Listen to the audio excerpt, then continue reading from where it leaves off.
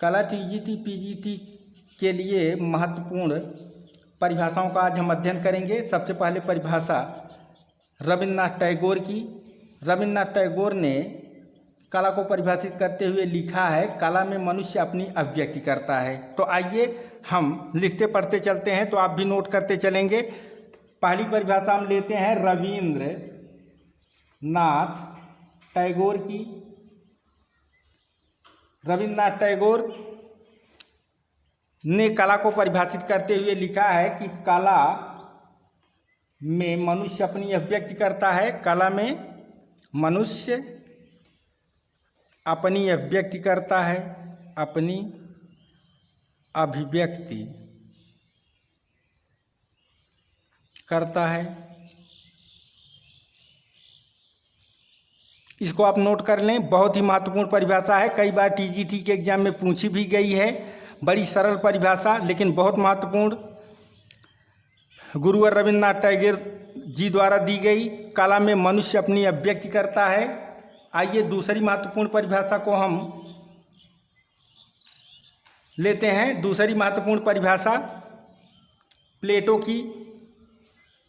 प्लेटो या भी टीजीटी में कई बार पूछी जा चुकी है। प्लेटो कला की परिभाषा देते हुए लिखे हैं कि कला सत्य की अनुकृति है।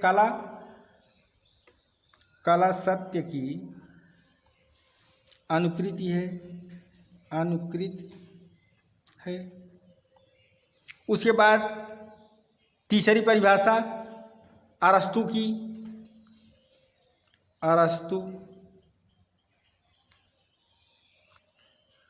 अरस्तु ने कला को परिभाषित करते हुए लिखा है कि कला प्रकृति का अनुकरण है। कला प्रकृति का अनुकरण है।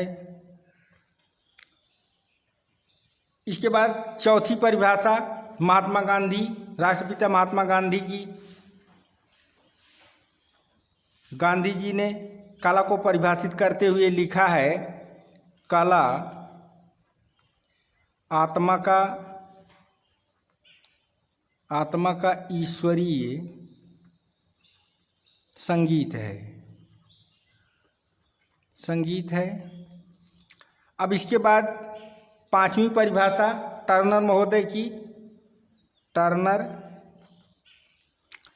महोदय ने कला को परिभाषित करते हुए लिखा है कि मनुष्य की कोई भी कृति जो जनसाधारण तक को आकृष्ट कर ले कला है, और कृति का कर्ता कलाकार है। तो आइए लिख लेते हैं, मनुष्य की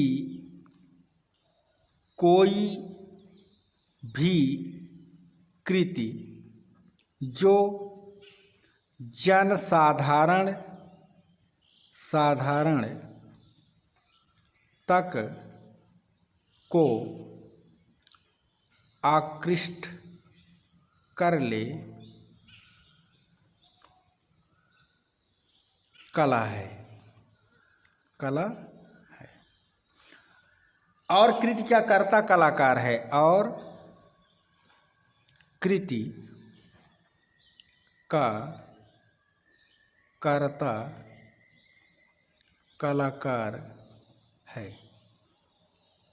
इस तरह से आज हमने 5 परिभाषाओं को जहाँ पर नोट किया है। आइए अब पांचों परिभाषाओं की व्याख्या जान लेते हैं। पहली परिभाषा रविन्द्रनाथ टैगोर की। रविन्द्रनाथ टैगोर ने कला को अभिव्यक्ति माना, और कला को अभिव्यक्ति मानते हुए उन्होंने लिखा कि कला में मनुष्य अपनी अभिव्यक्ति करता है। तो ये बात क्लियर हो गई कि कला में मनुष्य अपनी अभिव्यक्ति करता है, अर्थात उसके अंदर जो गुण कौशल होता है उसको वह प्रकट करता है। तो इस तरह से रविन्द्रनाथ टैगोर ने कला को अभिव्यक्ति माना। अब प्लेटो की परिभाषा, प्लेटो कला को सत्य की अनुकृति मानते हैं, अर्थात सत्य की कॉपी मानते हैं, कि सत्य को यदि हम कॉपी करके प्रस्तुत कर दें तो वही अनुकृति कला कहलाती है। अरस्तु जो प्लेटो के शिष्य थे, इन्होंने कला को परिभाषित करते हुए लिखा कि कला प्रकृति का अनुकरण है, ये प्रकृति के पहलुओं का, प्रकृति के तथ्यों का अनुकरण करना ही कला मानते थे।